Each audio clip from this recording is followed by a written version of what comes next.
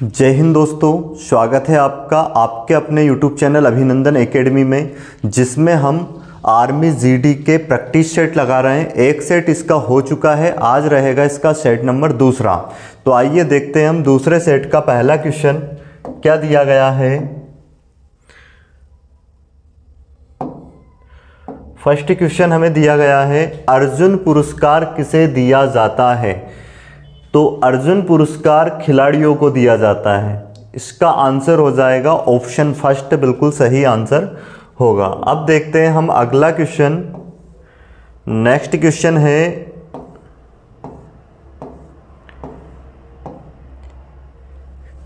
कश्मीर घाटी का मुख्य शहर कौन सा है। कश्मीर घाटी का मुख्य शहर कौन सा है। तो कश्मीर घाटी का मुख्य शहर हमें बताना है, तो इसका आंसर क्या हो जाएगा, श्रीनगर।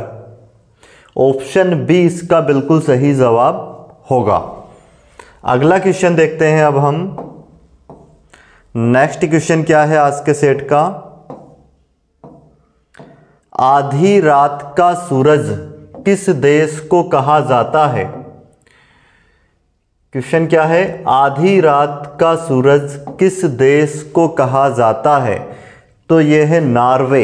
नॉर्वे देश को आधी रात का सूरज कहा जाता है, क्योंकि यहाँ पे रात के 2 से 3 बजे सूर्य की किरणें महसूस की जाती है। नेक्स्ट क्वेश्चन है हमारे पास, सत्यमेव जयते कहाँ से लिया गया है। कौन से उपनिषद से सत्यमेव जयते लिया गया है, जिसका मतलब क्या होता है कि सत्य ही जीतेगा, सत्य ही जीतता है, सत्य की ही विजय होती है। सत्यमेव जयते जो कि लिया गया है मुंडक उपनिषद से। ऑप्शन ए इसका फर्स्ट होगा। जो हमारा प्राचीन उपनिषद है मुंडक उपनिषद, इससे लिया गया है सत्यमेव जयते। अब देखते हैं हम नेक्स्ट क्वेश्चन। अगला क्वेश्चन जो कि हमें क्या दिया गया है, चिल्का झील कहाँ स्थित है। तो हमारे जो राज्य है उनमें कौन से राज्य में चिल्का झील स्थित है। इसका सही आंसर होगा क्या, ओडिशा। ओडिशा में चिल्का झील स्थित है। अगला क्वेश्चन है, मिजोरम की राजधानी कहाँ है। मिजोरम की राजधानी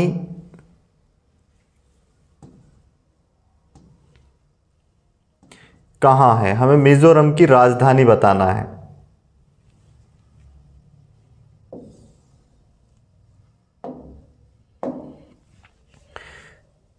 मिजोरम की राजधानी कहाँ है, तो क्या आएगा इसका आंसर देखते हैं।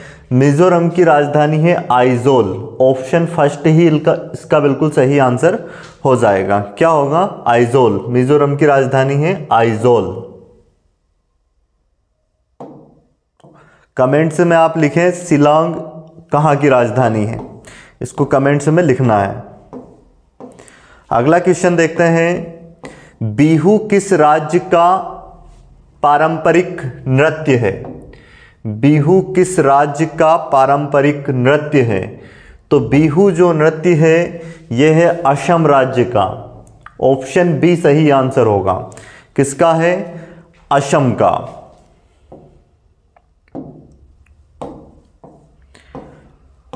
अगला क्वेश्चन देखते हैं, लंदन किस नदी के तट पर स्थित है।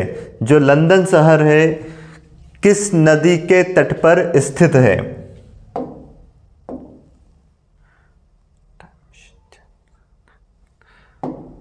तो इसका आंसर होगा थैम्स। कौन सी नदी के, थैम्स नदी के तट पर स्थित है लंदन। ऑप्शन डी सही आंसर है। अगला क्वेश्चन देखते हैं, एक नक्शे का उपयोग करके आप क्या पा सकते हैं। मतलब नक्शे का उपयोग करके हम उसमें क्या पा सकते हैं नक्शे से। तो नक्शे के बहुत उपयोग है। दूरी, दिशा ऊंचाई, ये सभी नक्शे का उपयोग करके पा सकते हैं। तो इसका आंसर क्या हो जाएगा? ऑप्शन डी, ये सभी इसका करेक्ट आंसर होगा, ऑप्शन डी। अगला क्वेश्चन देखते हैं हम, क्या दिया गया है। सशस्त्र बलों का सर्वोच्च कमांडर कौन होता है? सशस्त्र बलों का सर्वोच्च कमांडर कौन होता है? तो सशस्त्र बलों का जो हमारे 3 बल है, जिनकी अगर हम बात करें 3 फोर्स, एक तो थल सेना, वायु सेना और जल सेना, तीनों का सर्वोच्च जो कमांडर होता है वो भारत का राष्ट्रपति होता है। ऑप्शन सी इसका करेक्ट आंसर होगा। क्या हो जाएगा? भारत का राष्ट्रपति।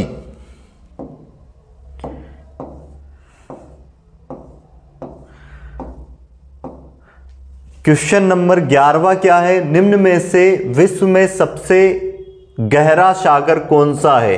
यह क्वेश्चन जो है पिछले सेट में भी आया था, तो इसका आंसर क्या हो जाएगा? प्रशांत महासागर। ऑप्शन ए ही इसका बिल्कुल सही आंसर होगा। अब देखते हैं हम अगला क्वेश्चन।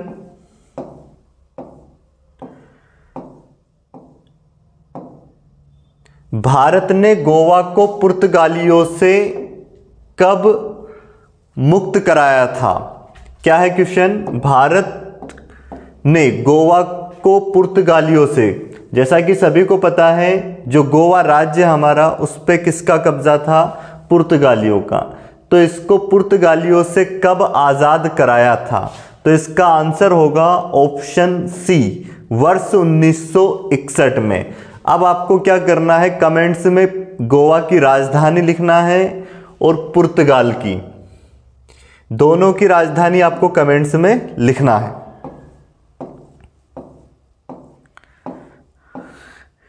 पेरिस किस नदी के तट पर स्थित है? पेरिस किस नदी के तट पर स्थित है? तो इसका आंसर होगा सीन। जैसे अभी हमने थोड़ी देर पहले पढ़ा था, लंदन जो है किस नदी के तट पर स्थित है? तो लंदन थेम्स नदी के तट पर स्थित है, जो कि कौन से राज्य उसमें देश में आती है? ब्रिटेन में। और ब्रिटेन जो आता है कौन से महाद्वीप में आता है? ये भी आपको कमेंट्स में करना है, लिखना है। सीन जो नदी है ये पेरिस में आती है, जो कि पेरिस एक कहाँ की राजधानी है? फ्रांस की। ठीक है, तो जो पेरिस शहर है और ये वहाँ का फ्रांस का सबसे बड़ा शहर भी है और इसकी राजधानी भी है, जो किस नदी के तट पर स्थित है? शीन नदी के तट पर स्थित है। अगला क्वेश्चन देखते हैं हम। नेक्स्ट क्वेश्चन क्या हमारे पास? राष्ट्रीय वनस्पति उद्योग किस शहर में स्थित है? राष्ट्रीय वनस्पति उद्यान किस शहर में स्थित है? तो इसका करेक्ट आंसर हो जाएगा लखनऊ। यूपी की जो राजधानी है उसमें स्थित है राष्ट्रीय वनस्पति उद्यान। अगला क्वेश्चन देखते हैं अब हम, क्वेश्चन नंबर 15वां। H1N1 क्या है? क्या है ये? H1N1 क्या है? ये 1 है। H1N1 क्या है? खांसी, बर्ड फ्लू, स्वाइन फ्लू, इनमें से कोई नहीं। तो क्या है ये? स्वाइन फ्लू है। H1N1 swine flu. अगला क्वेश्चन है हमारे पास, इनमें से लफिंग गैस है? इनमें से लफिंग गैस है? Carbon dioxide, sulphur dioxide, hydrogen peroxide, nitrous oxide. तो लफिंग गैस कौन सी है? Nitrous oxide. नाइट्रस ऑक्साइड का जो सूत्र है वो आपको कमेंट्स में करना है सर्च करके। नाइट्रस ऑक्साइड का सूत्र क्या होता है? कल जैसे कि साइंस का एक क्वेश्चन आया था अमोनियम क्लोराइड का, क्या था फार्मूला? वो NH4Cl। नेक्स्ट क्वेश्चन है हमारे पास, एल्यूमिनियम का सबसे महत्वपूर्ण अयस्क कौन सा है? एल्यूमिनियम का सबसे महत्वपूर्ण अयस्क कौन सा है? तो एल्यूमिनियम के सबसे महत्वपूर्ण अयस्क की अगर हम बात करें तो क्या हो जाएगा वो? बॉक्साइट। ऑप्शन फर्स्ट ही इसका करेक्ट आंसर होगा। अब देखते हैं हम अगला क्वेश्चन। नेक्स्ट क्वेश्चन क्या है हमारे पास? Question number 18वां। आग बुझाने के लिए कौन सी गैस का उपयोग किया जाता है? आग बुझाने के लिए कौन सी गैस का उपयोग किया जाता है? तो यह है कार्बन डाइऑक्साइड, जिसका उपयोग आग बुझाने में किया जाता है। इसका फार्मूला है CO2, कार्बन डाइऑक्साइड। अगला क्वेश्चन देखते हैं अब हम। निम्न में से कौन सा स्तनपायी जीव अंडे देता है? मतलब वो स्तनपायी है और अंडे देता है, ऐसा कौन सा जीव है? चमगादड़ स्तनपायी तो है परंतु ये अंडे नहीं देता है। कंगारू भी स्तनपायी है परंतु ये भी अंडा नहीं देता है। ये जो प्लेटिपस नाम का जो जीव है ये स्तनपायी भी है और अंडे भी देता है। तो आपको याद रखना है क्या आएगा वो? प्लेटिपस। अगला क्वेश्चन है हमारे पास। लेप्रोस्कोपी किससे संबंधित है? लेप्रोस्कोपी किससे संबंधित है?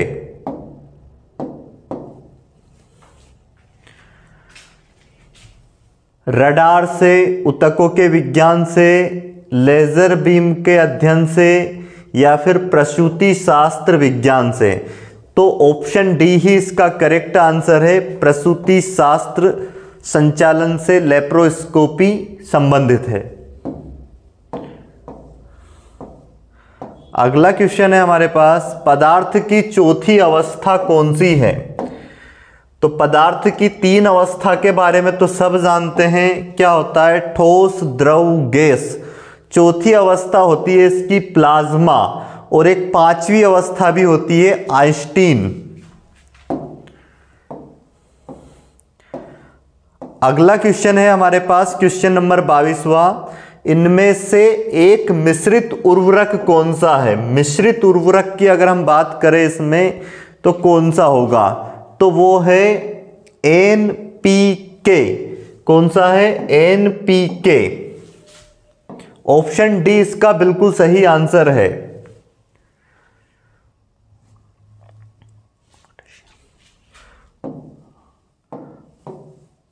अगला क्वेश्चन है हमारे पास। गाय का दूध किसका समृद्ध स्रोत होता है? तो इसका जो करेक्ट आंसर होगा विटामिन बी।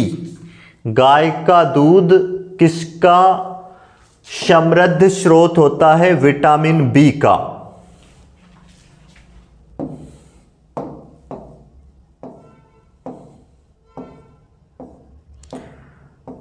टाइफाइड बीमारी कहाँ होती है? तो टाइफाइड जो बीमारी होती है ये हमारी आंत को प्रभावित करती है। तो टाइफाइड बीमारी किससे संबंधित है? कहाँ होती है? तो आंत से। करेक्ट आंसर क्या हो जाएगा इसका? आंत। Option D. अगला क्वेश्चन है क्वेश्चन नंबर 25वां। 3 जड़ों का दांत होता है, ऐसा कौन सा दांत होता है जिसमें 3 जड़ें होती है हमारी? तो इसका जो सही आंसर होगा दाढ़। दाढ़ जो होती है वो 3 जड़ों का दांत होती है।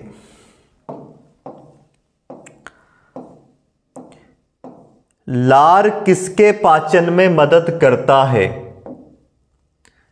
लार किसके पाचन में मदद करता है?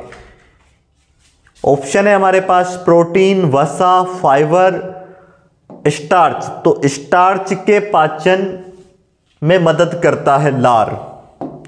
अगला क्वेश्चन देखते हैं क्वेश्चन नंबर 27वां। कम दर्शिता की वजह है। तो ये जो हमारे पास ऑप्शन दिए गए हैं, इस क्वेश्चन के 4 ऑप्शन, क्या दिया? आंख की पुतली का स्थानांतरण, कमजोर मांसपेशियां, नेत्र गोलक का बढ़ना। तो इसका जो महत्वपूर्ण कारण है वो क्या है? रेटिना का कमजोर होना। ऑप्शन डी इसका बिल्कुल सही आंसर होगा। एक वयस्क पुरुष के मस्तिष्क का औसत वजन कितना होता है? तो एक वयस्क पुरुष के मस्तिष्क का जो औसत वजन होता है वो होता है 1350 ग्राम, लगभग अप्रोक्सीमेट कितना होता है? 1350 ग्राम। अगला क्वेश्चन है हमारे पास, क्वेश्चन नंबर 29वां, पानी का अधिकतम घनत्व कितना है? तो पानी के अधिकतम घनत्व की अगर हम बात करें तो क्या हो जाएगा? 4 डिग्री सेल्सियस। ऑप्शन बी बिल्कुल सही आंसर है इसका। अगला क्वेश्चन है हमारे पास, निम्नलिखित में से कौन सा रोग आमतौर पर हवा के माध्यम से फैलता है? तो इसमें हवा के माध्यम से फैलने वाला जो रोग है, प्लेग, टाइफाइड, हैजा, 6 रोग जो है, टीबी बोल सकते हैं, ये जो है हवा से फैलने वाला रोग है, हवा के माध्यम से। ऑप्शन सी सही आंसर होगा। नेक्स्ट क्वेश्चन देखते हैं, वायुमंडल का ऊपरी हिस्सा ओजोन परत हमें किससे बचाती है? ओजोन परत हमें किससे बचाती है? तो ये क्वेश्चन आप कई बार पढ़ चुके होंगे। क्या आएगा इसका आंसर? पराबैंगनी किरणें। ऑप्शन सी इसका बिल्कुल सही आंसर होगा। तो ओजोन परत जो होती है हमें किससे बचाती है? सूर्य से आने वाली पराबैंगनी किरणों से।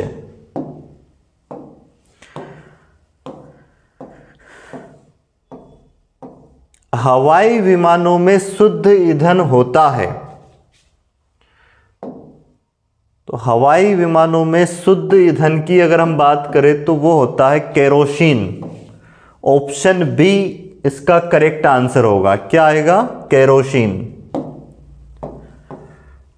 नेक्स्ट क्वेश्चन है हमारे पास, निम्न में से कौन सी ग्रंथि नहीं है? तो अगर हम बात करें इसमें तो जो जिगर है ये भी एक ग्रंथि है, गुर्दे भी ग्रंथि में आएंगे, पाचक ग्रंथि है, पेट एक ग्रंथि नहीं है, यही हमसे पूछा था। तो आंसर क्या होगा हमारा? Option A. अगला क्वेश्चन देखते हैं, ज्यादा दूरी वाली फोटोग्राफी किसके द्वारा सुसाध्य बनाई जा सकती है? तो ज्यादा दूरी वाली फोटोग्राफी किसके द्वारा सुसाध्य बनाई जा सकती है? तो इसका करेक्ट आंसर होगा प्रकाश के द्वारा। अगला क्वेश्चन देखते हैं अब,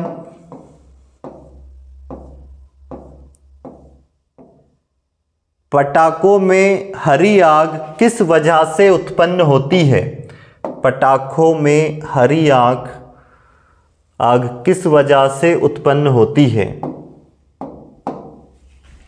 ऑप्शन है पारा, सोडियम, पोटेशियम, बेरियम। तो इसका आंसर हो जाएगा बेरियम। किसकी वजह से? बेरियम की वजह से। अब हमारे पास 15 क्वेश्चन रहेंगे मैथ्स और रीजनिंग के मिला के। इसमें पहला क्वेश्चन दिया है हमें आयत से, मेंसुरेशन से। क्या दिया गया है? एक आयताकार मैदान का क्षेत्रफल 1200 मीटर स्क्वायर है, उसकी लंबाई 125 मीटर है, तो उसकी परिधि क्या होगी? परिधि मतलब उसका पेरीमीटर बताना हमें, परिमाप। तो एक आयत है इस तरह से, जिसका हमें एरिया दे दिया है लेंथ और ब्रेड्थ। इसमें से हमें लेंथ दी है और हमें पहले ब्रेड्थ ज्ञात करेंगे, तो फिर हम इसका परिमाप निकाल पाएंगे 2 लेंथ प्लस ब्रेड्थ इस फार्मूले से। तो पहले हमें क्षेत्रफल दिया है तो क्या लिखेंगे हम, length into breadth equal to हमें क्या दिया है 12500 क्षेत्रफल दिया है ये, और इसकी लेंथ कितनी दी है 125। लेंथ की जगह पे रख देंगे हम 125 इंटू में b, ब्रेड्थ ज्ञात कर लेंगे यहां से। तो क्या हो जाएगा यहां पे, ये कैंसिल हो जाएगा 125 से 125 कितनी बार में, एक बार में, तो ब्रेड्थ कितनी आ गई 100। अब ब्रेड्थ आ गई तो फिर इसका हम निकाल सकते हैं पेरीमीटर। इस फार्मूले में रखेंगे L कितना दिया, लेंथ है 125, B कितनी आ गई इसकी 100 ब्रेड्थ, और इसको सोल्व अगर हम कर ले तो क्या आ जाएगा आंसर हमारा 2 इंटू में 100 और 125 225, और इसका डबल कर देंगे तो कितना हो जाएगा 500 मीटर इसकी क्या हो जाएगी परिधि या फिर परिमाप, जो कि ऑप्शन कुछ मिस्टेक, हाँ यहाँ पे मिस्टेक हो गई है हमसे बाय मिस्टेक। 225 का डबल करेंगे, 250 का डबल होगा 500, 225 का डबल होगा कितना 450 मीटर। तो क्या आएगा इसका परिमाप 450 मीटर। ऑप्शन ए इसका करेक्ट आंसर होगा। अगला क्वेश्चन देखते हैं।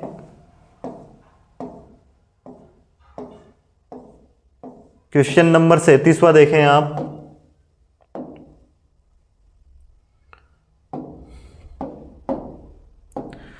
यदि 10, 20, 100 और 40 एक अनुपात में हैं तो x का मान ज्ञात कीजिए। एक अनुपात का मतलब समान अनुपात में है ये। 10, 20,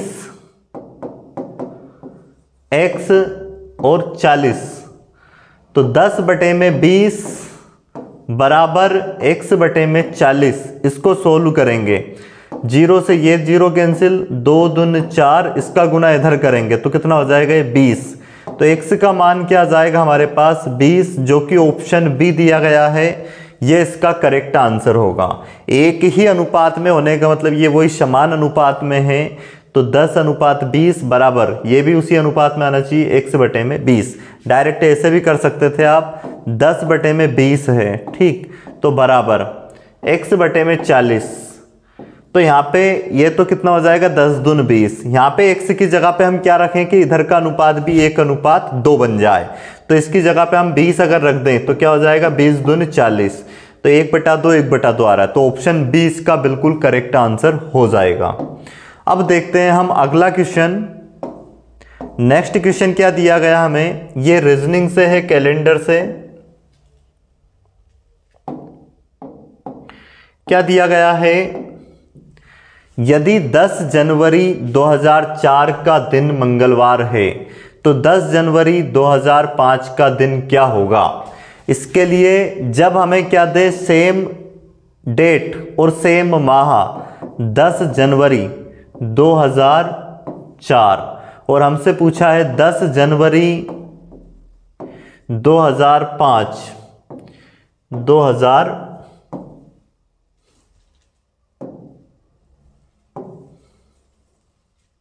क्या दिया गया है 10 जनवरी 2004 और पूछा क्या है 2005।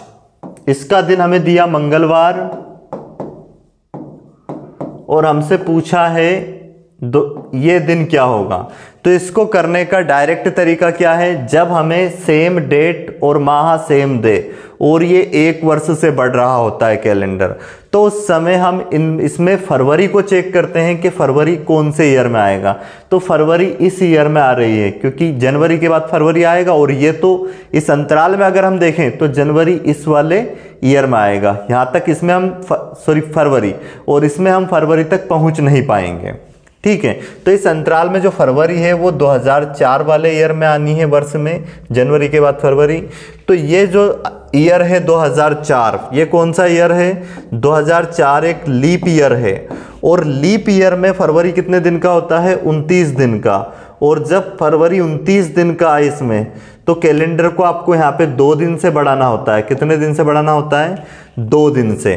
तो मंगलवार के बाद अगर हम 2 दिन बढ़ा दें तो ये हो जाएगा हमारे पास क्या? बुधवार, गुरुवार। तो क्या आ जाएगा हमारा इसका करेक्ट आंसर? गुरुवार होगा। और अगर यहाँ पे इस अंतराल में फरवरी 28 दिन का आता, मतलब ये लीप ईयर ना होके जनरल ईयर होता, तो फिर यहाँ पे कैलेंडर हम 1 दिन से बढ़ाते, क्या आता? फिर हमारा आंसर बुधवार होता।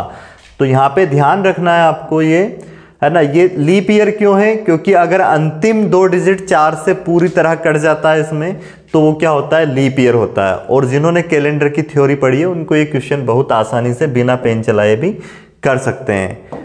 तो आपको भी क्या करना है, अगर कैलेंडर की थ्योरी आपने नहीं पढ़ी है इन चैप्टरों की, तो इस चैनल पर आपको कैलेंडर की कंप्लीट थ्योरी मिल जाएगी। वीडियो मैंने बना रखे हैं, उनको आप देख सकते हैं। तो जिस भी प्रकार का कैलेंडर का क्वेश्चन बनेगा वो आप कर पाओगे।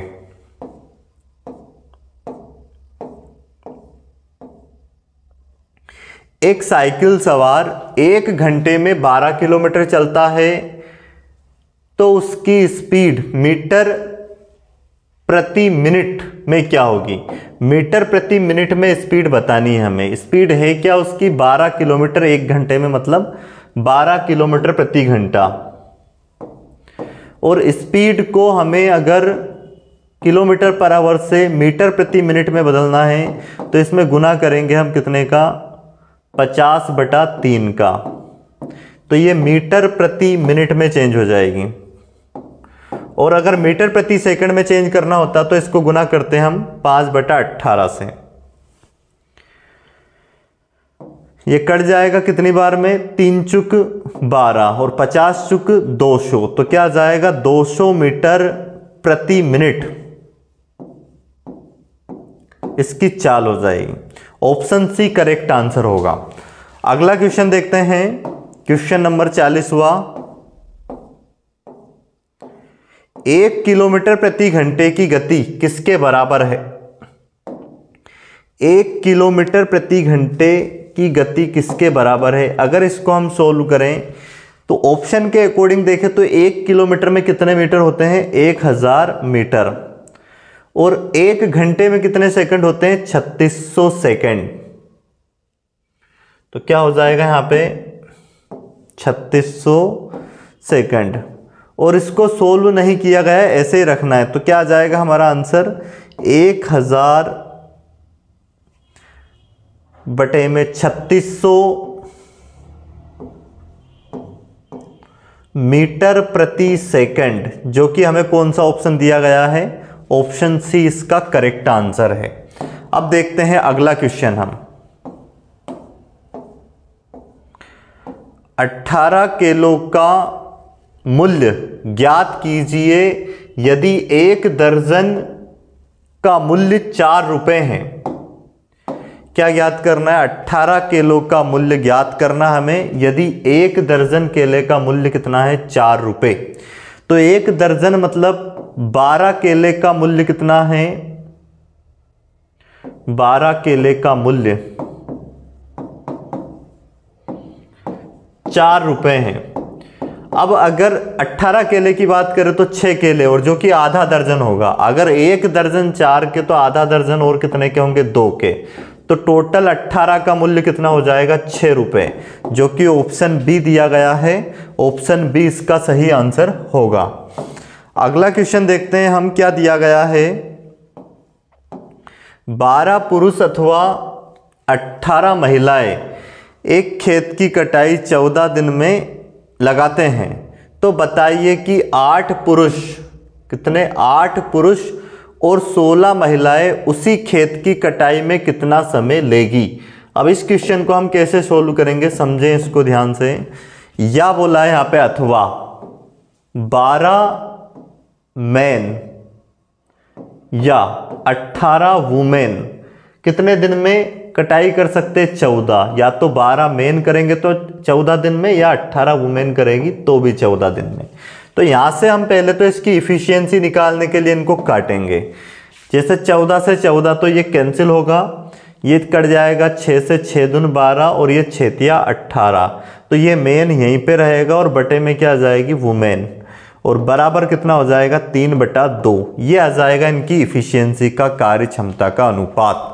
तो अब टोटल वर्क की अगर हम बात करें, टोटल वर्क कितना हो जाएगा, अगर इधर हम इनकी इफिशियंसी रख दें काटने से पहले वाली वैल्यू में तो भी टोटल वर्क आएगा, और अगर इधर रखें तो भी क्या आएगा, टोटल वर्क। तो उधर हम रखते हैं 12 इंटू में एम की इफिशियंसी कितनी 3, मतलब एक आदमी एक दिन में 3 काम करता है तो 12 का काम हो जाएगा 36, और कितने दिन तक काम करते हैं ये 14 दिन तक। ये टोटल वर्क आ गया।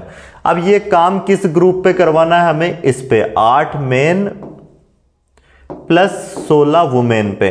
तो इनका एक दिन का काम कितना हो जाएगा, यहाँ पे इनकी इफिशियंसी रखते हैं 8 गुणित 3 हो जाएगा ये, प्लस 16 इंटू में 2, तो 8 तिया 24 और 16 दून 32। अगर इनको हम प्लस करें, 16 दून कितना हो जाएगा 32, इनको प्लस करें तो कितना हो जाएगा ये 6 और ये 5 56। तो इस टोटल वर्क को हम 56 से भाग दे देंगे तो पता चल जाएगा कितने दिन में ये काम पूरा करेंगे।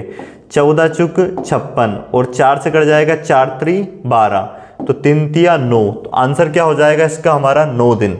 ऑप्शन डी बिल्कुल करेक्ट आंसर होगा। अब देखते हैं हम अगला क्वेश्चन। नेक्स्ट क्वेश्चन क्या दिया गया है हमें, क्वेश्चन नंबर 43वां।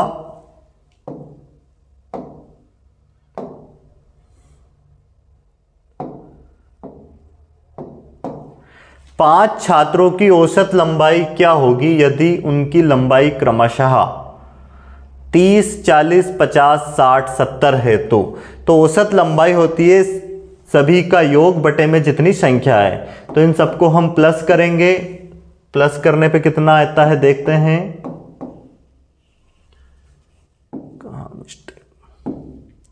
क्या हो जाएगा 30 और 40 70, 70 और 70 कितना हो जाएगा, 70 और 70 को प्लस कर दें 140, 140 और 60 कितना हो जाएगा 200, 200 और 50 250, तो इनका योग हो जाएगा 250। और इसको टोटल संख्या 5 है तो 5 से भाग दे देंगे, 5 हम 25, कितना आ रहा है 50, इनका औसत हो जाएगा 50। ऑप्शन बी इसका सही आंसर होगा। अगला क्वेश्चन देखते हैं, क्वेश्चन नंबर 44वां। प्रति वर्ष किस ब्याज दर पर कोई राशि 8 वर्ष में दोगुनी हो जाएगी। प्रति वर्ष किस ब्याज दर पर कोई राशि 8 वर्ष में दुगनी हो जाएगी। तो कोई राशि है, मान लिया जाए 1, जो कि हमने प्रिंसिपल माना है, ये 8 वर्ष में दोगुनी हो गई तो ये बन गया अमाउंट जिसमें ब्याज जुड़ जाता है। तो यहाँ पे हमें जो ब्याज मिला एसआई वो कितना मिला 1 रुपये, और ये कितने वर्ष में हुई पूरी प्रोसेस 8 वर्ष में। हमें बतानी है दर। तो एसआई बराबर एक फार्मूला होता है P गुणित R गुणित T और बटे में होता है 100। यहाँ पे ये सारी वैल्यू हमें जो दी है वो रखेंगे और जो वैल्यू ज्ञात करनी है वो आ जाएगी। हमें प्रिंसिपल कितना, यहाँ पे एसआई कितना हो जाएगा 1 बराबर प्रिंसिपल भी 1, और रेट क्या करनी ज्ञात, और समय कितना दिया था 8 वर्ष बटे में 100। अब ये इसको काट सकते हैं आप, 100 उधर जाएगा वैसे और बटे में क्या जाएगा 8 बराबर क्या रेट। इसको सोल्व कर लेंगे, 4 दून 8, 4 से कटेगा 25 बार में, 2 से भाग देंगे इसको, 2 एकम 2, 2 दून 4, 12 सही 1/2%, मतलब 12.5% इसकी रेट हो जाएगी। ऑप्शन ए करेक्ट आंसर होगा। अब देखते हैं हम अगला क्वेश्चन, क्वेश्चन नंबर 45वां। देखें आप क्या दिया गया है। एक आदमी एक खिलौना 1000 रुपये में खरीदता है और एक आदमी एक खिलौना 1000 रुपये में खरीदता है और उसे 1500 रुपये में बेचता है, तो उसे कितने प्रतिशत का लाभ होगा। तो उसे कितने प्रतिशत का लाभ होगा। तो अगर हम बात करें सीपी की, क्रय मूल्य हमें कितना दिया है 1000 रुपये, और अगर हम बात करें एसपी मतलब सेलिंग प्राइस कितना दिया है 1500 रुपये, तो हम यहां से प्रॉफिट निकाल सकते हैं। कितने का प्रॉफिट हुआ 500 रुपये का। हमें बताना है इसका अब प्रॉफिट परसेंट, तो वो कैसे निकालेंगे? प्रॉफिट परसेंट इक्वल टू होगा, प्रॉफिट ऊपर रखेंगे बटे में सीपी इंटू में 100। तो क्या है? प्रॉफिट 500 बटे में सीपी कितना है? 1000 और इंटू में 100। 2 0 से 2 0 कैंसिल, 1 0 से 1 0 ये कैंसिल हो जाएगी। तो क्या आ जाएगा? Profit percent 50%। ऑप्शन बी बिल्कुल सही आंसर होगा। अगला क्वेश्चन देखते हैं हम। क्वेश्चन नंबर 46वां क्या है हमारे पास? 3 घंटे और 45 मिनट कितने सेकंड के बराबर होता है, यह हमें निकालना है। क्या दिया गया? 3 घंटे और 45 मिनट कितने सेकंड के बराबर होगा? तो हम निकालेंगे, ये जो आवर होता है इसमें हम सेकंड निकालेंगे। तो पहले इसको मिनट में चेंज करेंगे, तो 60 मिनट और एक घंटे में, क्योंकि 60 मिनट तो 3 घंटे में 60 का गुना कर देंगे, और 1 मिनट में 60 सेकंड, तो इसमें फिर 60 का गुना कर देंगे मिनट में। तो ये आ जाएंगे टोटल 3 घंटे में कितने सेकंड है। और ये जो 45 मिनट है इसमें भी हम 1 मिनट में 60 सेकंड, तो 45 मिनट में कितने होंगे? 100 का गुना कर, इसका 60 का गुना कर लेंगे। तो ये कितना हो जाएगा? 6 18 180 पहले, और 180 में गुना कर देंगे कितने का? 60 का। तो ये कितना हो जाएगा? 0 0 0 18 5 90 18 6 108, तो 10 800 तो ये हो गए। और इसका मल्टीप्लाई करते हैं, इसमें कितना आ जाएगा? ये 0, फिर 6 5 30 की 0 हासिल 3, 6 चुक 24 और 3 27, 2700 ये हो गए। तो इन सबको कर लेंगे हम प्लस। 0 0 8 7 15 का 5, फिर हासिल कितना आ गया हमारे पास? 1, तो 2 और 1 3, ये तो 13,500 कुल सेकंड हो जाएंगे, जो कि ऑप्शन ए दिया गया है। ठीक है, अब देखते हैं हम नेक्स्ट क्वेश्चन। क्वेश्चन नंबर 47वां देखें आप, क्या दिया गया है? 140 का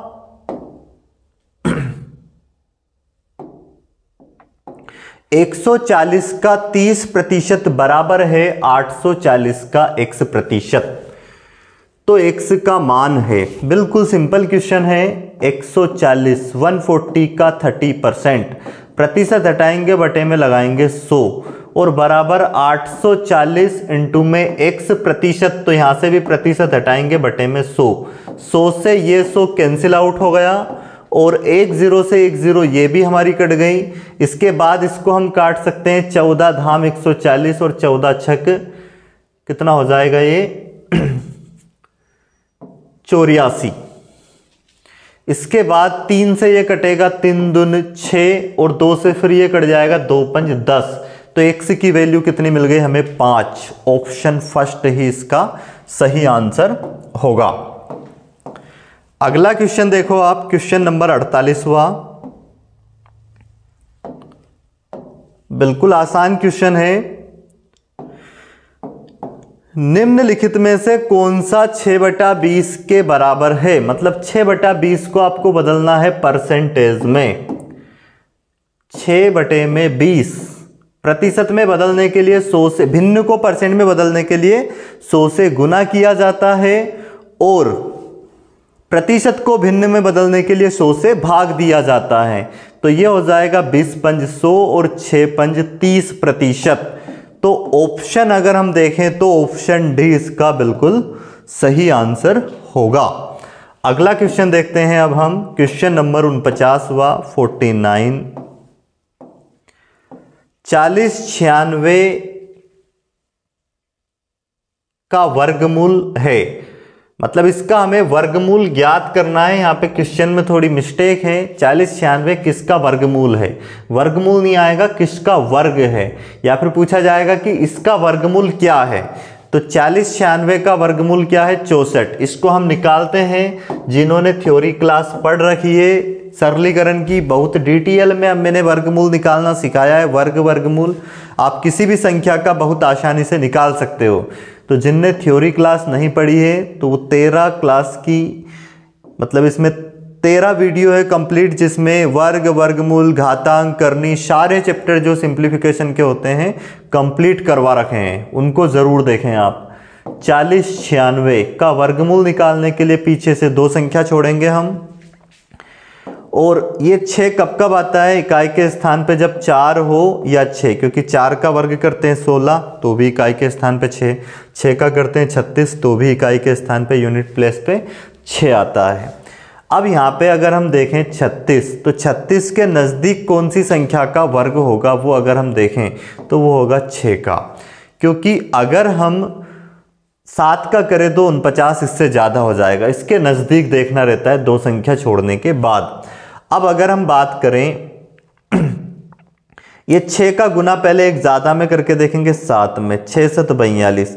ऊपर की संख्या इससे छोटी होती है यहाँ पे जो आता है उससे, तो यहाँ से हम छोटी संख्या ले लेते हैं, 64 इसका वर्गमूल हो जाएगा। और एक बेसिक तरीका भी उसमें करवाया है जो कि 8th क्लास में है, वर्गमूल निकालने के जो प्राइम फैक्टराइजेशन मेथड होती है अभाज्य गुणनखंड की, उससे भी आप निकाल सकते हैं। अगला क्वेश्चन क्या है हमारे पास, ये क्वेश्चन रिपीट हुआ है। अगला क्वेश्चन हमारे पास है 50वां, लास्ट क्वेश्चन है जो कि आज के सेट का। इनका हमें ज्ञात करना है एलसीएम और एचसीएफ। तो एलसीएम क्या होता है? एलसीएम ज्ञात करना है, लाशापा, एलसीएम लोवेस्ट कॉमन मल्टीपल, लघुत्तम समापवर्तक। तो कौन सी संख्याओं का हमें 3 गुणित 2 गुणित 3 गुणित 5 और 3 गुणित 5 गुणित 7 का एलसीएम अगर हम बात करें तो देखो 2 सबसे ज़्यादा कहाँ पे है, यहाँ पे 2 एक बार ही आ रहा है, ये लेना पड़ेगा हमें, और 3 भी लेना पड़ेगा, 5 भी है इसमें लेना पड़ेगा, और कितना 7। अब ये संख्या ऐसी होगी जो इनसे दोनों से कटेगी, इससे भी कटेगी पूरे से, इससे भी कटेगी। एलसीएम वहाँ छोटी से छोटी संख्या होती है जो दी गई संख्याओं से पूर्णतः विभाजित हो जाए। तो इसको अगर हम इस संख्या को इससे काटे तो पूरी कट जाएगी। देखो ये शेष कुछ नहीं बचना है, क्योंकि जो मल्टीप्लाई की संख्या अगर बटे में कुछ नहीं बचता है उसके काटने के बाद, मतलब वो पूरी कट रही है। इससे भी काटेंगे तो पूरी कटेगी। तो अगर हम बात करें इसके एलसीएम की तो कौन सा ऑप्शन होगा? ऑप्शन सी की अगर बात करें 2 गुणित 3 गुणित 5 गुणित 7, यही इसका बिल्कुल सही आंसर हो जाएगा। ऑप्शन सी करेक्ट आंसर होगा। तो ये क्लास आज की थी हमारी जिसमें हमने सेकंड सेट कंप्लीट किया है।